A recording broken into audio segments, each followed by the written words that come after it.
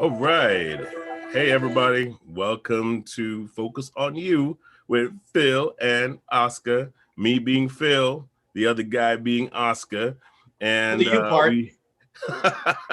and you know, we have our special guest today, Eric Michael. What's going on, Eric? Hey, guys. How you doing?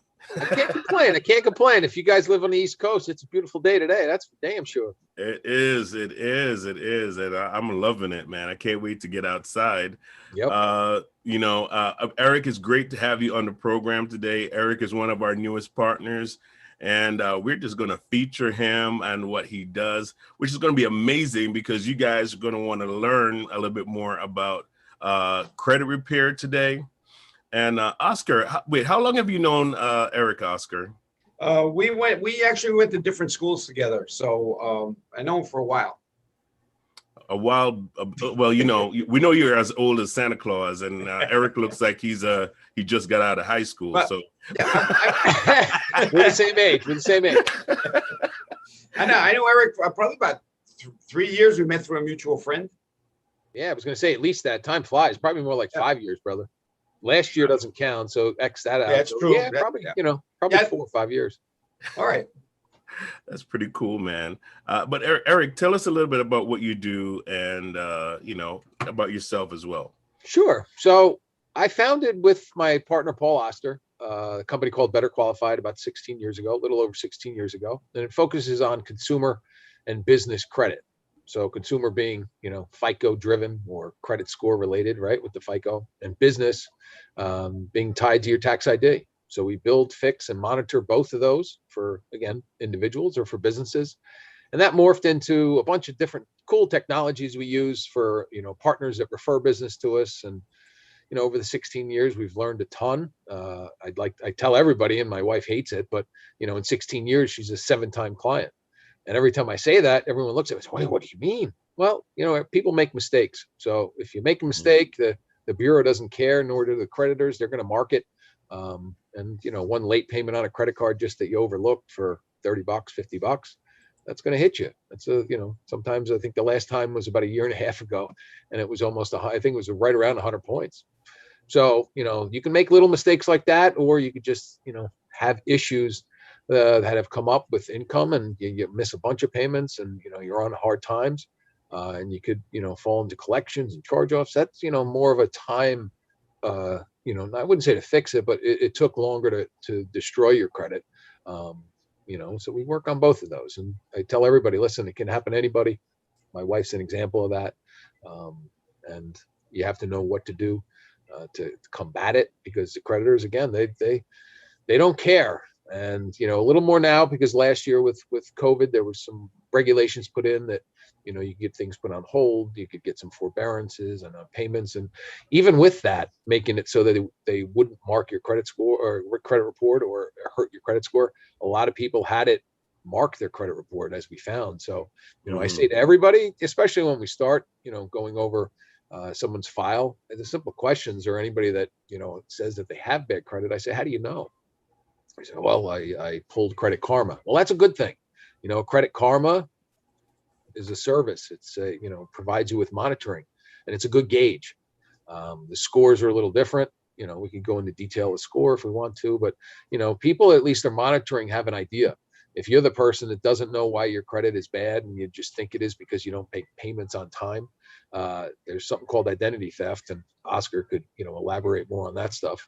But with today and cyber, everybody's information's out there. I'm not sure if you heard of the dark web, but your name and social security are for sale somewhere. And what ends up happening, you get your identity breached. They open up credit cards and they do some other things. So if you don't monitor that, that's the biggest issue, that above and beyond, you don't pay your bills on time, which sometimes they won't even go after your credit based on that because they can't get anything. But you got to pay attention to that. And once you get a report, I tell everybody, anything and everything, whether it's good, bad, or indifferent, can come off a credit report. The bureaus have to follow pretty strict protocols, so do the creditors. And a lot of times they get sloppy, and we catch them. And when we catch them, we make it so that some of the pain goes away and your score starts to go higher. And I tell everybody, and we're going on a rant now because maybe we guys want to ask some questions. But if you have collections, or you have any kind of debt, or you have any kind of charge off, before you do anything, pick up the phone or send us an email. We'll go through that at the end. But a lot of people will just pay off debt in full, and there's no reason to do that, especially because most of the pain is felt. It's already in that status of it's hit you. So at this point, whether or not you pay it in full really doesn't matter. So that's a quick tip. But if you guys want to take over from here and keep me from rambling, ask me a few questions. Well, no, it's called Focus on You for a reason, because we're focusing on you, And again, it's focus on you because I think the overall theme of what Phil has had and what we're doing is letting people know, find the experts to solve your problems. Because if you don't find the expert first, you're going to try to do it yourself. You're going to mess it up. Then you're going to have to hire the expert anyway. Now it costs you twice as much. Yeah. So and not even, like question. Call Eric. Like you said, sometimes, not even the it being costing you double. It's the time involved. Most of these transactions, most of the business that we get is from referral partners. So it's mortgage, it's real estate, it's accounting, it's insurance, within the field of home purchase, let's say, or home, refinance, or even furniture. Anytime somebody pulls a credit report to see if they can get financing, those are the ones that refer us business. So, you got time involved. The law says bureaus have to respond 30 days, right? Within 30 days. Well, if you do something yourself and it's not the correct way to do it, now you got at least 30 days. Sometimes it takes more than 30 days. Sometimes it takes, I like to describe it as either a boxing match or a UFC fight, depending on what you're a fan of. I actually like both. But, it could be a first round. It could be a fifth round. What I mean by rounds, it could take 5 months. One of the car payments of my wife being, the client again, went 60 days late for some auto drafts she had. She switched banks. No one got notified. We couldn't get it off. It took 13 months and we finally got it off. But a 60-day late, that's a lot of pain. So, the credit side, I tell everybody the beginning steps is to get a credit report. Without that credit report, it's all, jibber jabber of discussion. And I don't need it. I don't need the time. You don't have the time, and I don't mean to waste it. I don't mean to be mean. But, if you walked into a doctor's office and told me you had a pain right here on your side, and, he felt around and said, oh, we got to get an x-ray or we got to get an MRI, what would you say? Nah. I'm not going to do it, doc. I'm just going to let that just cut me open because I know it's my, no. So I kind of say the same thing. Once we get a report, or once you have a report, you kind of see the damage it's done. Sometimes it's worse than you thought, but a lot of times it's not as bad as you think. I've seen everything and everything before. It's in 16 years. I think we're well over 100,000 clients. So it's kind of a passion. My partner's on TV, he's on the radio a lot. He gets calls constantly about stuff anything to do with credit, whether it's identity theft or a breach here, or some new guidelines came down through some of the banking departments that you need this score now. So we call him the nation's credit repairman. He got touted that by Fox, which was kind of cool. I don't know if you know Varney, but Varney called him that. We're like, whoa, that was pretty early. That was pretty early on in his TV debut. It was like one of the first real interviews that he had. I'm probably going back like 8 years, maybe 7 years. And if you know Varney, he's, he gets after you, and he got after him. And I was here watching with the staff, and we were like, whoa, all right, Paulie did pretty good. So he called him at the end of the Nation's Credit Repairman, and we've used it since. And, in 16 years, I take it as I have a lot of fun throughout everything I do. And it's a joy when you get phone calls or you get emails or you get testimonials from people that say, hey, I got my house, or I got my car, or my daughter got a car. It's, it's a good feeling. Now, your business does people and businesses. Correct. So for our small business owners out there, why Yep. is that credit score important? What? Yeah. So on the business credit side, it's more of like, I didn't know, or you run a business and you don't know everything, right? So about 8 years ago, maybe 9 years ago, I watched, again, I get emails, solicited stuff by different things. I kind of noticed a couple emails that said, do you have business credit? Something to that extent. Took a couple classes, paid more attention to a lot of the, experts out there, and did it for myself. That was part of the program. You do it yourself. They tell you what to do. And I did that. And after that, I said, holy smokes, I got all these, 5 or 6 different trade lines, right? So creditors or people that lent me things on my business credit, and only my tax ID. It had nothing to do with my social. So after that, got a few more vendors. And I said, why let me call a couple of my friends, because everybody refers his business. We know a lot of business owners. And I asked the same question, how's your business credit? Right. And most guys say, what are you talking about? And just like the other example of regular credit with a personal, you got to get a credit report, right? So you pull a business credit report.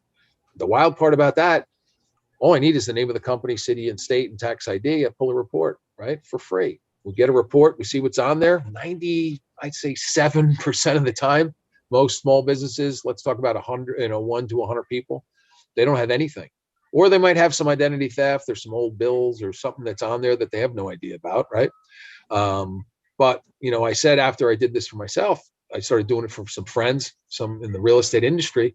And then we put it into the actual formula of what we do for, other business within Better Qualified. And it's been a great thing. I mean, now 8 years, we probably went through about 8 cars. We probably have 3 left, but you're talking about having all this debt on your business, not on your personal. So if you ever go to do anything personally, you don't have to worry about debt ratios, for getting different loans. It's not on your credit report that, let's just say you go late on your business. It doesn't affect you on the personal side. I don't mean you're not paying your bills on time, but, business side things happen on the business side. If they do happen and you maybe have a slow month, why should that affect you personally also? So there's a ton of advantages on the business credit side. I say to everybody, first step again is to get a report. Once you get the report, I don't want to say it's cookie cutter, but you get set up with certain vendors, baby steps. They then report, your score starts to increase. You get to a certain level, usually within like 2-3 months. And then you get more second tier vendors. When you get to second tier vendors, your limits are going to go from say 500 or 1,000 to 2,000 to 5,000. Just like personal credit, the larger that usage or available is, the better it is for your score. Because then what happens, all that's on record, the next vendor says, oh, okay, let's see what we can do with this. And then we'll approve you for credit cards. And then from credit cards, a lot of times you end up looking for money or lines of credit. And that's also possible. Sometimes on the bigger lines of credit, they'll ask about revenue, but a lot of the stuff in the beginning, they don't even care so much about revenue. They want you as they want you as a client, and they want to sell product. And it's a good risk for them to have a smaller trade line or a smaller available and do good business. And it starts to build. And then at that point, you have to be in business for at least 18 months to get the cars and the trucks. That's what it was. But what's nice also, and sometimes it's not so nice, but a lot of times business credit is very fluid. So it changes constantly. What they need and what they'll open up, and they'll say it's, it used to be 24 months and it went down to 18 months. And then it went down to a year to get a car, to get a truck. Right now, last time I looked, it was about 18 months, but you have other things that open up that you can get lines of credit now, and your revenue can be very minimal, and they'll open lines of credit for anywhere from 5 to 10,000 for your business. Who doesn't want an extra 5 or 10,000 just to be able to use it when you want to? So the business credit side, like you guys said, go to the experts and ask the right questions, but always get a report, the basic stuff. And then from there, you figure out if it's for you. I think what the biggest problem is people don't know what they don't know. So I'm a small business owner. Everything's going well. I don't know what my business credit score is. I've never established it. I've never done anything to build it. Now I'm in a situation, I got to expand. I'm looking for a loan. First thing they look at is my credit score. Like, this dude doesn't have a credit score. I'm not going to loan him any money. Yep. So well, there's all, that's the basics of the business. There's a checklist of stuff that you want to have to make sure that when someone looks to give you financing, everything's set up. A lot of times now people have websites, but 10 years ago or 8 years ago when we started, not everybody had websites, or they had, basic stuff that they set up through wherever they hosted it. It was a landing, not even a landing page, just a picture of something and then some verbiage. But now websites are, I'd say much better than they were, but still people need help with some of the website. People still use Gmail or AOL accounts for their business. You can't, it's just silly. When a financier or a creditor looks at that, to be able to, they think you're, I don't want to say a joke, but you are a joke. And I use Gmail for other things, personal stuff, but you got to send an email from your business. If you're not doing that, that's just tip number 2 for the day. But when it comes to financing, you have to have that. And you have to be listed online. There's a bunch of, little basic things in the beginning that you can do. And we do it for you. It's something that will, I love, I don't want to call it I'm a border guy, but like you guys have, and you're part of the group, you have a great person in each one of these positions, and you don't have to question things. They get back to people on time. They do the right thing. Mm-hmm. It's important, but you don't get that unless you're part of a group until you get some seasoned stuff. I mean, I'm an old, me and Oscar are a little older now, and your time gets less and less, and you don't want to mess around with people that don't do the right thing or say what they can do, and tell you in the beginning up front, this is what it is, and this is how we're going to do it, and I can't do it. Not, okay, yeah, let me try, and they hold you, and, a month later, they tell you they can't do it. So, yeah. I you know what? It's like, I mean, not to sway off subject, but that's a key thing right there. The older you get, is the less patience you have for, BS. Yeah, because it's just a matter. You can smell it much faster now, right? Oh, absolutely. Because you have so much of it over the years that now it's just like, yeah, that smells familiar. That's right. I'll call you back later, click. It goes back to that viral video of the girl going, ain't nobody got time for that. Well, I heard a good one the other day. When you start and answer a phone on anybody brand spanking new that you maybe not want to hear, not talk to that much, or you need time constraint, you answer the phone and say, yeah, my battery's about to die. This way, at any point, if you just, just hang up. I love that one. I saw that in a post, and I said, I'm going to use that one from now on. That's why you do that every time I call you. You don't charge your phone at night, you idiot. I got a full battery, brother. But so, yeah, there's, on the consumer side, I always say I try to give a couple tips, but a lot of people don't realize. I don't know about you guys. Are your allergies bad today? My eyes. Yes. Oh my God. I mean, it's not just today. I mean, the other day I woke up with my eyes swollen. Yeah, it was bad like 2 weeks ago, but it was pretty good for I just said, and of course I did it this morning in the shower. Like, my eyes are pretty good, not bad. I get to the office and now I'm crying on myself. You're just getting more emotional as you get older, Listen, I said it. I do a couple, Zooms here and there with different groups, and sometimes you forget. I don't remember the conversation, but I do. Someone brought up, how much time you got left, and I said it's on the back 9. You're a golfer, you're on the back 9 now, so it doesn't get, well, whatever. I shouldn't say it doesn't get better. It definitely gets better. But I heard a scary number. From the day you're born, let's say you live to like 80 or something years old, how many days is that? What? 65. A whole lifetime is like 10,000 days. Yeah, that seems not even that much, right? Oh boy. Now I feel old. Yeah. Well, especially when you go through the projected like he does, and let's just say it's 10,000 and you're at like 7,500. You only got 2,500 days left. Thanks, guys. Right? I Well, think I'm listen, gonna. I don't want to put anybody in a bad mood. Just make every day awesome. That's all That's you can it. try to do. Absolutely, Right? absolutely. I wanted to ask a couple questions about the business credit. Now, Yep. is it very similar? Is it based on like similar platforms like Experian, TransUnion, Yes. and Yep. is it The biggest one calculated in the the same credit, way? yeah, on the business credit side, the biggest guy is Dun& Bradstreet. And, Dun& Bradstreet, they've been around forever. So that's why they're the biggest. They also went public. Experian is the second largest in the business credit world. So you kind of got to, have vendors that report to both. I can tell you Dun& Bradstreet has a product that I laugh at, that it will build your business credit. I don't want to say it doesn't work. It works, but the second you stop paying them the monthly fee, those vendors and the reports that you used to have, they disappear. So they use it as straight leverage to say, keep paying us, 150, I think is one of their products, maybe 139 a month.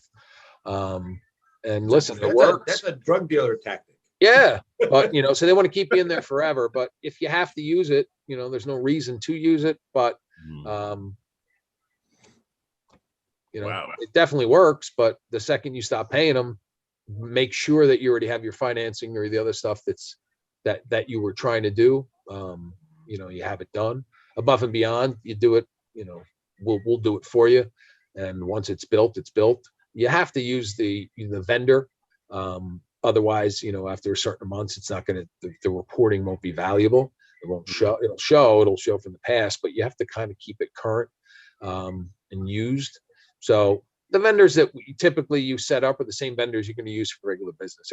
Everybody buys paper, everybody garbage can, garbage, all that, all the stuff you have for your office supplies is a big one.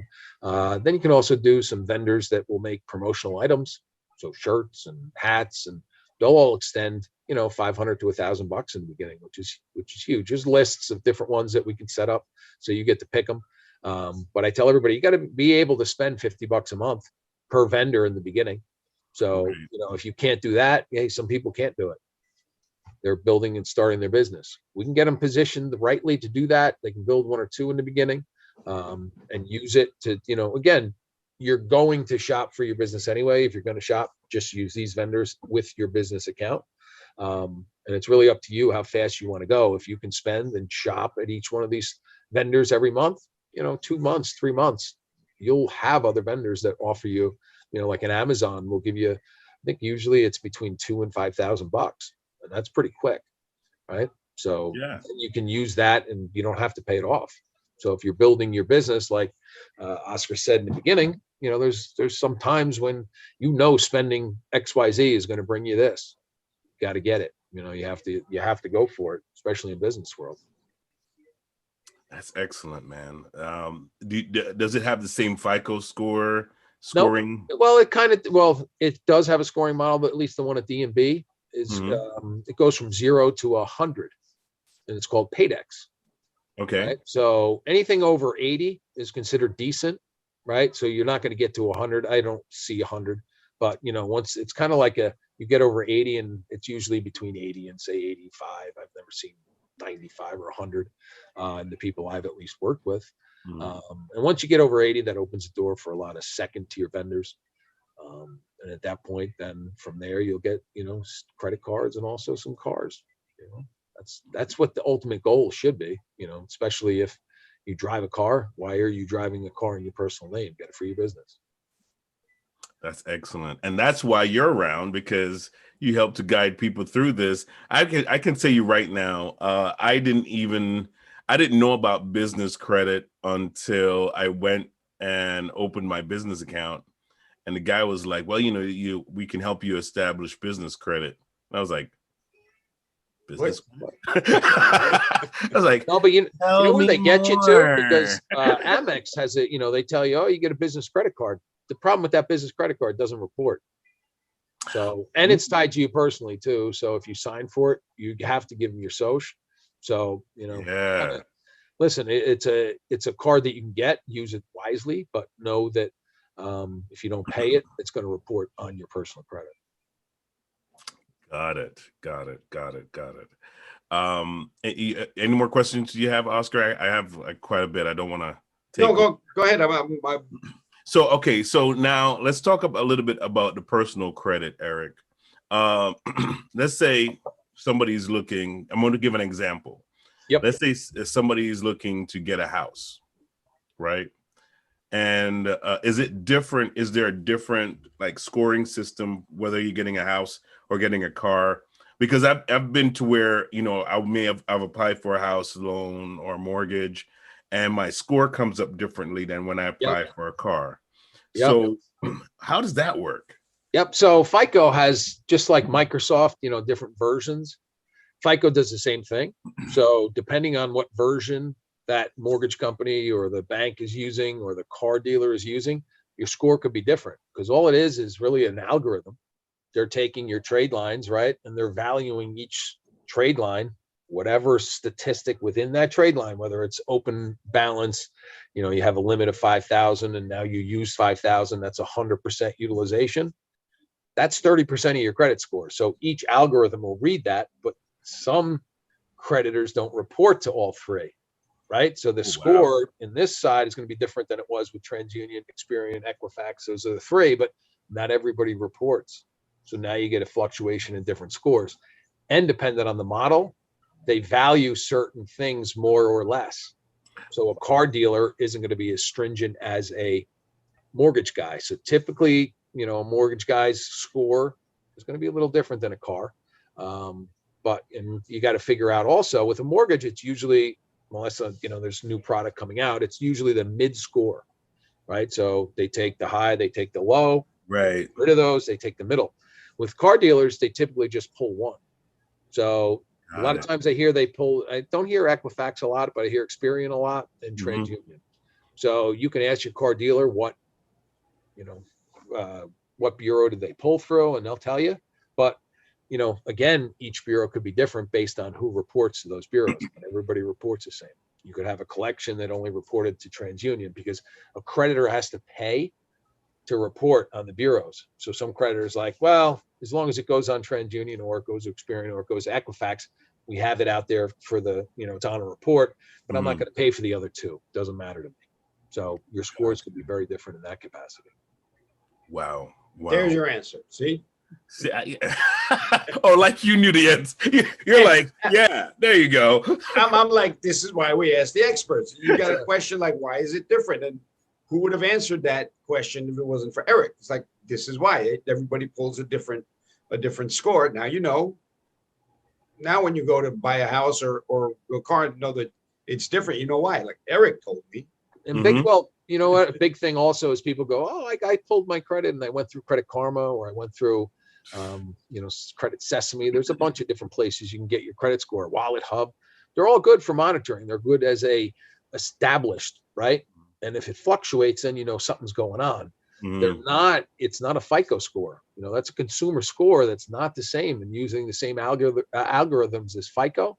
And FICO's like 99, maybe a little less now because of Vantage, but it's like high 90s of the score that's being used by anybody that's really financing, whether it's, you know, credit lines, mortgages, cars. It's a FICO score, right? So it's different than that consumer score. And you know, I'll have a lot of times where people say, oh, I'm a 595, and in reality, their FICO I see is usually lower. Right. So it's lower than that. So, you know, that's the real score. And you can get that. Sometimes you'll get the FICO score now. They offer it through a lot of your credit cards, right? Bank of America, I just did it because, you know, I logged in, this is probably like 2 weeks ago, and it said, do you want to see your credit score through Experian? And it's free. I said, yeah, why not? Wow. Right? Yeah, I mean, my bank uses CreditWise. Yep. But I find that it's very similar to my Credit Karma. Yeah, well, it could be. You got to look on CreditWise's site, because I think there's a paid, you know, again, if it's the bank that might have a promotional, you know, I don't know, you're not paying for it, the bank's covering it. Right. It just might be a consumer score. Unless it says FICO on there, because FICO's registered, trademarked, all that other stuff. They find you too. If you use FICO in any of your social media stuff, you'll get or any of your marketing. If you put FICO, because we've done it, I've been around 16 years. You got a call quick from FICO, so they pay attention to their trademark stuff. But unless it has the FICO score, the TM or whatever. I don't know if it's either or, but it's not a real score. It's okay to benchmark it, to use it as a gauge to see if it goes up or down. Because if you have a score through Credit Karma or Credit Wise and let's just say it's 650, and all of a sudden they alert you and it's a 580, something happened. You know that, right? So Right. you can figure out what it is, but at least you're monitoring, you're gauging it. When you want to get pre-approved or you want to get your real score, you have to get a FICO. Otherwise, you're going to go get financing and they're going to, Shoot you down. I don't want to say they play, but you want to know your score. At least now they're much more, and you guys have all bought cars before. A lot of times they would never tell you even your score. They just come back and say, this is your rate, right? So Right. why? And you wouldn't even ask the question. Now people come in, and you've seen the commercials, right? They come in knowing your score before you walk in, gives you negotiating power, which it does, right? Yeah. Not as much as it used to, because now everybody's upfront with it. They have paperwork that discloses your score before you can sign and get the financing and all that other stuff. So it's not like it was, but know that if you're pulling a Karma or any of the other consumer reports online, it's not a FICO. So don't be fooled. I wouldn't say don't fool yourself. Just use it as a gauge to see if something does happen to your score. That's it. Yeah, and I do, my ID Shield app does that, and I know it's not a FICO score, but it gives me, a ballpark score. So I just pick it up today. It's 720, and then I can click it, and it will give me a monthly tracker to see where my credit score has been. It'll go up and down 10 points. You know why the 10 points is different? It tells you, right? Do you pay attention to it? Why is that? Because your balances are different. The only thing different usually, right, is per person's balance. And what you have to realize on the balance, and this is important, before you go to a bank to really get some financing for a car, mortgage, anything else, and they're going to pre-approve you, know the date that your bank or your credit cards report, because they only report once a month. So let's just say I paid off, they reported yesterday. Yesterday was the 15th. I go to my mortgage guy and he says, oh yeah, you have any outstanding balances? Yes, I can pay it off. You pay it off. Don't pull the credit score for at least 29 days, because that's not going to be relevant to your, the bank's not reporting the different balance. So it makes a huge difference.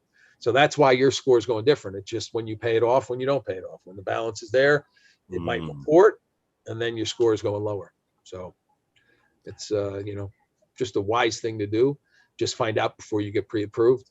Figure out if you do trail balances, and what do I mean by that? If you're above 30% in usage, so you have $5,000, let you do easy math, $1,000 credit limit, you're at 300, that's 30%. Once you go 40, once you go 50, now you're at 40%, 50%. You get to 100%, it's going to destroy your credit. You stay below 30, you're going to even though you pay it off on time. It's the amount if it reports. Yes, if you report it with 1,000 and 1,000, it's going to hurt your score. They don't care. So just know, I typically pay my bills pretty quick. I use the cards to get points, or I use it for convenience, but mine are linked to my balance in my checking account, and I just don't pay it as soon as it hits. I heard somebody say about my, I don't care that much about my score because it's pretty high, but if I am doing anything, I'll make sure that my balances are paid down. I heard somebody say this, that if you have a card that you pretty much if you're looking to build your credit, you can tell me how true this is, myth or reality, right? Okay. If you have a credit card, a small one, and you're trying to build your credit, you don't use all of it, but you may use it to buy something in the grocery store. You pay it off, you hold it for 6 months, and then you close it. Is that accurate? And it should boost your credit score. Is that? I would never close it, because once you close it, you're taking away, now you're available, right? So now you're hurting yourself. And if you really want to do it right, leave it open, but pay it all. This is another tip. I think this is tip 3. When you're looking for a few points, leave a small balance, $5, $10, because now you have debt that you're managing, right? So say you have $1,000 limit, you have $300 that you used, pay $295 towards the bill, leave $5, and it's actually going to help your credit score more than a zero balance, because a zero balance, there is nothing to manage. You have a zero balance to manage, right? Even though you're managing the card smartly, but if you have that small little balance, it's going to help your credit score. And it's All right, so we pay off the credit card in full every me month. too. I do too. But So if you're it's at a looking, zero. if you're at, let's just say you're a 680, you're a 678, and you need a 680, leave that small balance. Got it. That's amazing, man. All these little cues that you don't even hear on a typical basis, and that's why I think it's so important. I'm really excited that we have Eric on our team, because his knowledge level is off the charts when it comes to this stuff. We talk about age, man. It's 51 years. See, all that gray hair, it just shows, the wisdom, right? I like Oscar's got gray too. I don't know, you might be gray too, but you hide it. Yeah, I kind of I want to remain anonymous. Well, people beard goes, man. You're good on the. Yeah, Oscar, you get gray. You get gray, right? Yeah, I can. Yeah. Yeah, Oscar is he's a Gandalf the Gray, Yeah, but I keep the Martin Scorsese black eyebrows. Yeah, you do like it. You know what? You do look more like him than Gandalf. I would say that. Absolutely. Absolutely, man. So Eric, now let's say somebody's trying to reach you, yep, and get this help. How do they reach you? Better Qualified's the site. You can go onto the site. It'll direct in. I think there's a comment side. Just say you saw Eric, or you spoke to, somebody else that knows us. But Better Qualified's the easiest way to get us. I mean, I can give you my cell phone and text me whenever. I don't answer it all the time, but I do respond to text much better than I do voicemails, because I don't like voicemails anymore. Too long. Just text me. We'll talk. Just text. I just want to mention this because I know that you have it available. You have an app service as well, right? Yep. Just give a little shout out to that. So because we catered always to mortgage guys and the real estate companies, I've always wanted to give back to get, right? So I give, listen, I'm going to take care of these certain things that you don't want to do yourself. We have staff that does it, but one of them is text messaging. And I've always loved text messaging for the simplicity, for the capture.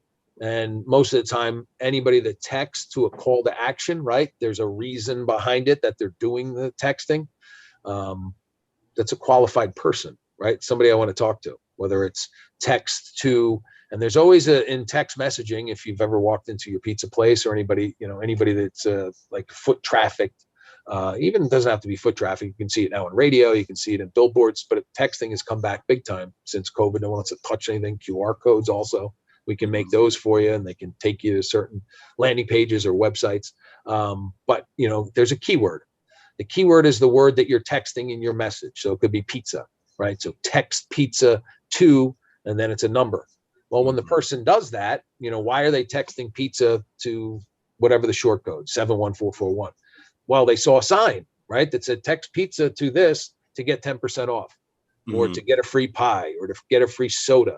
So again, that call to action to make them do it, to get a reward, it's worth it to you or the business, because now you have a cell phone, right? When they text in, they get the coupon, they get whatever you're saying that you're going to give them. But the ultimate goal as a business is to get a cell phone number. Cell phone number is the best way to communicate with anybody. No one changes their cell phone numbers anymore. In the past, you had to change a cell to get another service. Everybody's had their cell phone now forever, and they're always going to keep their cell phone. It's like their social security number, right? It sticks with you. And the longer, you guys have probably had it. You haven't spoke to somebody in a long time. You've changed your phone, so your history of text messages sometimes disappears, because it is what it is. And you go to text and go, who is this person?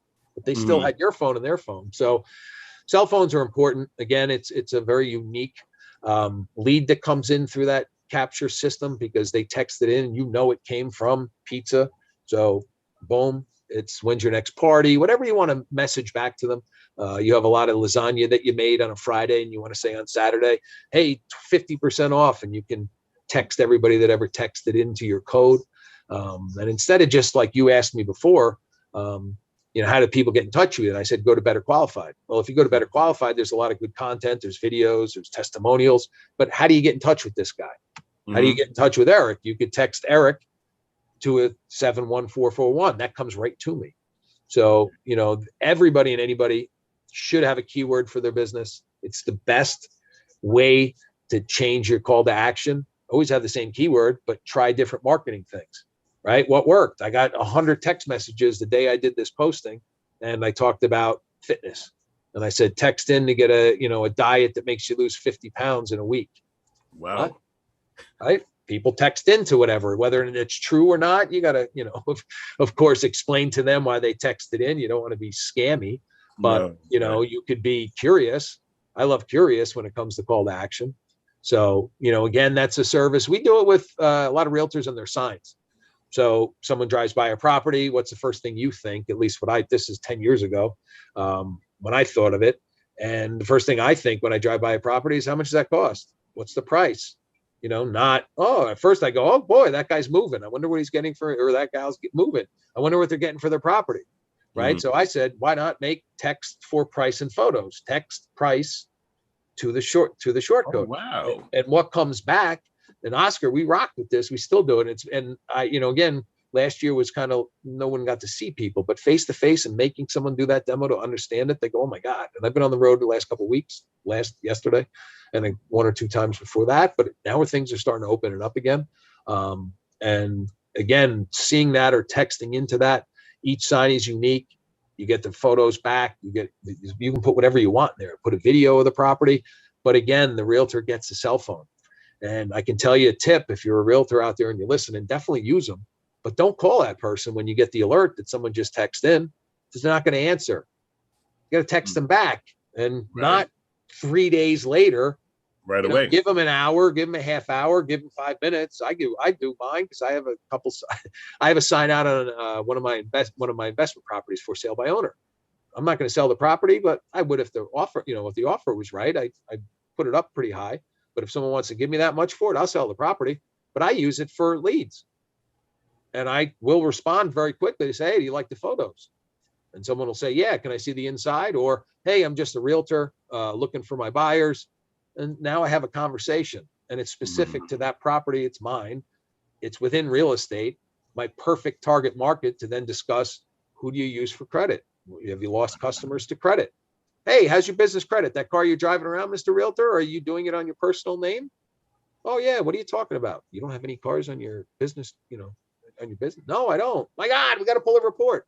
So, I love to, I don't want to say gather information, but I like to talk to people that are of like-mindedness within the specific categories of where we do business, and using the text message for your own business is a great way to distinguish, kind of call to actions, but also messages. You could use multiple keywords and put them in different mediums for advertising. You could do video with Pizza One. You could do, a home shopper magazine, Pizza Two. So now when they come in, oh, that was from the magazine, and you already know your special that you were running for the magazine might be different from the radio spot that you did when the Yankees are playing, or whatever.